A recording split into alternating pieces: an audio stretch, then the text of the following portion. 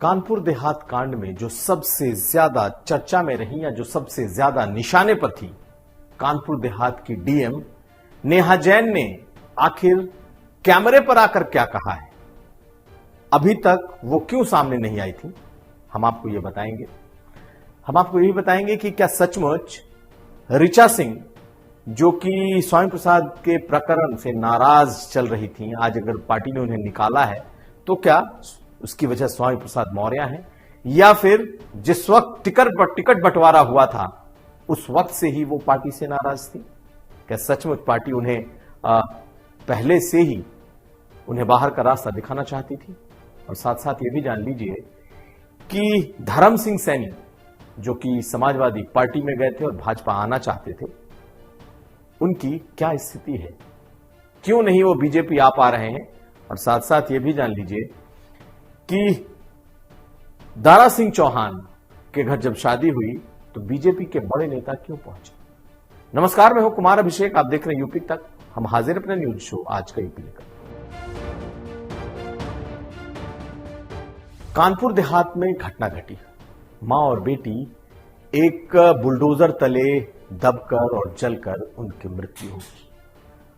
पूरे उत्तर प्रदेश में इस घटना ने सबको रुला दिया, लेकिन इस घटना के बारे में जितनी जानकारी कानपुर देहात के डीएम को पहले से थी, वो शायद ही किसी और अधिकारी को थी। और सबसे ज्यादा अगर परिजनों के साथ साथ आम लोगों का गुस्सा, सबसे ज्यादा सोशल मीडिया पर अगर किसी का गुस्सा फूट रहा था, किसी पर गुस्सा फूट रहा था, तो वो थी कानपुर देहात की डीएम नेहा जैन। नेहा जैन के कानपुर देहात के महोत्सव के डांस के वीडियो भी वायरल हुए थे और लोग लगातार पूछ रहे थे कि आखिर इस पूरे कांड में नेहा जैन को क्यों नहीं कटघरे में खड़ा किया गया, उन्हें सरकार क्यों बचा रही है। आज इतने दिनों के बाद पहली बार नेहा जैन कैमरे के सामने आई।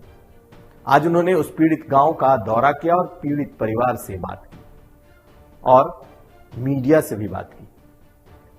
नेहा जैन ने बताया कि उनको जो बड़े अधिकारियों ने उन्हें रोका, जिस वक्त ये घटना घटी उस वक्त उनके खिलाफ गुस्सा था, इसलिए वो सामने नहीं आ रही थी। लेकिन आज वो सामने आई हैं और पीड़ित परिवार के साथ खड़ी हैं।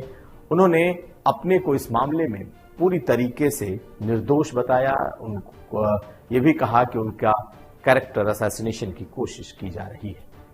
तो सुनिए आज पहले कि आखिर कानपुर देहात की डीएम, जिन पर सबसे ज्यादा सवाल उठ रहे थे, नेहा जैन ने मीडिया के सामने कहा क्या है। देखिए, आज मैं यहाँ पे मड़ौली गांव आई हूँ। मैं पहले भी आई थी, बट यहाँ पे थोड़ा जो भी लॉ एंड ऑर्डर सिचुएशन देखते हुए मुझे थोड़ा बाहर रहने के लिए बोला गया था। मैं यहाँ पे पूरे टाइम नज़र थी मेरी घटना पे, और यहाँ पे मैं आज पीड़ित परिवार से भी मिली हूँ।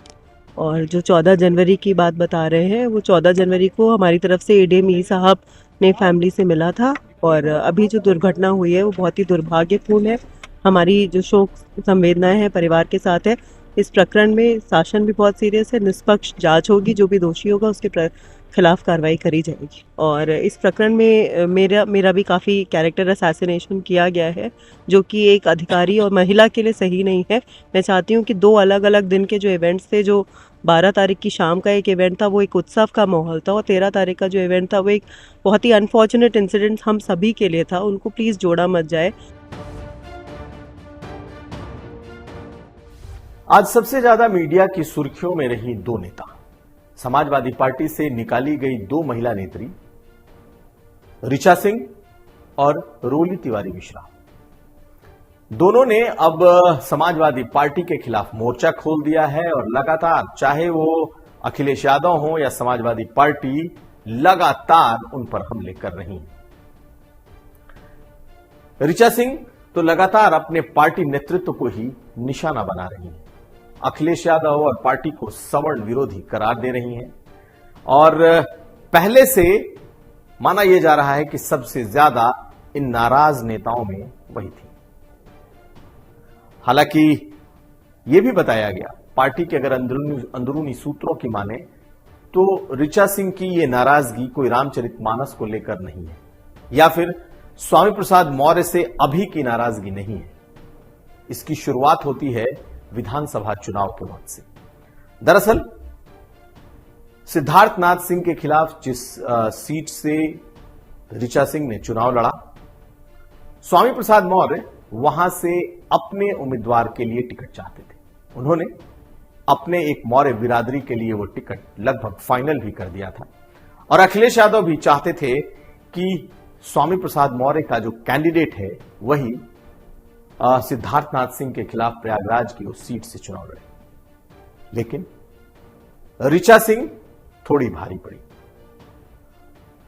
वो आजम खान के करीबी मानी जाती रही हैं, एक गुट जो पार्टी के भीतर था, और उन्हें पहले टिकट दे दिया गया। लेकिन जब उन्हें सिंबल मिला और उन्हें नॉमिनेशन के लिए कहा गया, उसके बाद स्वामी प्रसाद मौर्य का दबाव आया और उनके ढेर सारे नेताओं ने यह दबाव बनाया कि यह सीट ऋचा सिंह हार जाएंगे। और तब पार्टी के शीर्ष नेतृत्व ने कहा कि वो टिकट लौटा दें और वो टिकट स्वामी प्रसाद मौर्य के कैंडिडेट को दिया जाए। लेकिन ऋचा सिंह वो सिंबल लेकर प्रयागराज जा चुकी थी। उन्होंने ये कहा भी कि वो टिकट लौटा देती हैं, लेकिन उन्होंने अपना नॉमिनेशन फाइल कर दिया। यहां से एक नाराजगी थी। ऋचा सिंह भी पार्टी नेतृत्व से नाराज थी कि स्वामी प्रसाद मौर्य के कहने पर उनका टिकट वापस कराया जा रहा था, जबकि अखिलेश यादव ने भी यह मन बना लिया था कि उनकी जगह स्वामी प्रसाद मौर्य का कैंडिडेट लड़ेगा। लेकिन ऋचा सिंह ने अपना नॉमिनेशन किया और वो चुनाव लड़ गई। बेशक वो चुनाव हार गई, अखिलेश यादव उनके लिए प्रचार में भी गए थे, लेकिन वो टीस दोनों में मौजूद थी। और खास करके ऋचा सिंह तो स्वामी प्रसाद मौर्य के खिलाफ तभी से थी। और जैसे ही स्वामी प्रसाद मौर्य ने रामचरितमानस का ये विवाद छेड़ा, उसके बाद ऋचा सिंह को मौका मिल गया। पार्टी के नेतृत्व की माने तो लगातार ऋचा सिंह पार्टी को और पार्टी के जो सोशल मीडिया के फोरम है उस पर कुछ लोगों को सवर्ण विरोधी लिख रही थी। यहां तक कि इंद्रजीत सरोज के खिलाफ भी उन्होंने ट्वीट किए थे, जो कि पार्टी के एक दलित चेहरे हैं उस इलाके से। तो यह कोई पहला मामला नहीं है जब रामचरितमानस के खिलाफ स्टैंड लेने पर यह तमाम चीजें हुई हों। पार्टी के भीतरी सूत्रों का मानना है कि यह पुराना विवाद है जो इस मसले पर पूरी तरीके से खुलकर सामने आ गया और ऋचा सिंह ने तो इस मुद्दे पर सीधे सीधे स्वामी प्रसाद मौर्य से मोर्चा ले लिया। अब पार्टी की किरकिरी इसलिए भी हो रही है कि दो महिला नेत्रियों को उन्होंने निकाल दिया है और दोनों एक ठाकुर वर्ग से हैं और दूसरी ब्राह्मण वर्ग से। ऐसे में कुछ लोगों को यह लग सकता है कि यह फैसला अच्छा है, जबकि कुछ लोगों को लग रहा है कि इससे पार्टी का नुकसान हुआ है।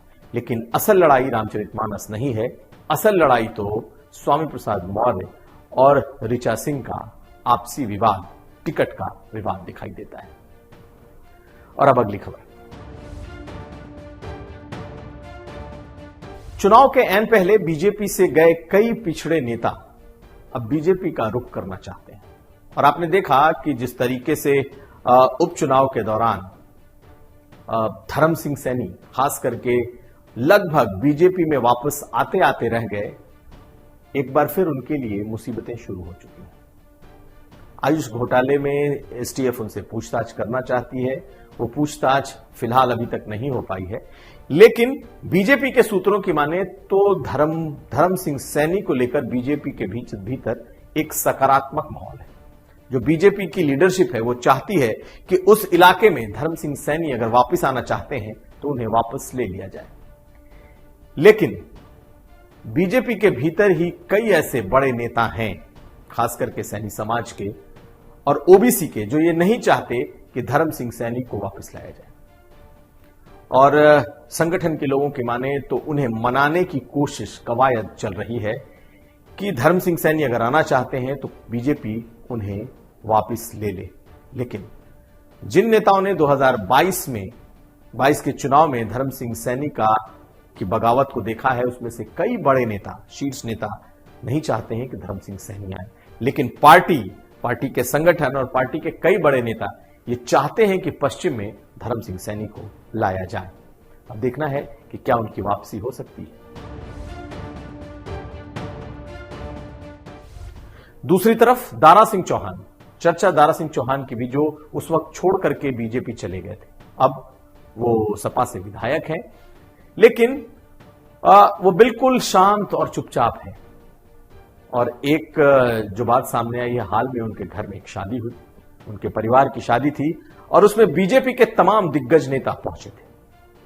दोनों डिप्टी सीएम पहुंचे थे, प्रदेश अध्यक्ष पहुंचे थे और दोनों ने उनके घर की शादी में शिरकत की, लेकिन समाजवादी पार्टी का कोई नेता नहीं पहुंचा। अब इसके मायने निकाले जाने लगे हैं। समाजवादी पार्टी के सूत्रों की माने तो बीजेपी ऐसे नेताओं को पर डोरे डाल रही है जो 2022 चुनाव के पहले बीजेपी से उनके पास वापस आए थे, और ये सभी ओबीसी नेता हैं और बीजेपी चाहती है कि चाहे धर्म सिंह सैनी हो या फिर दारा सिंह चौहान, इन्हें वापस लाया जाए। अब देखना यह है कि क्या बीजेपी अपने इस अभियान में सफल होती है या नहीं। तो यह था आज का यूपी। हम फिर हाजिर होंगे, तब तक आप देखते रहिए यूपी तक।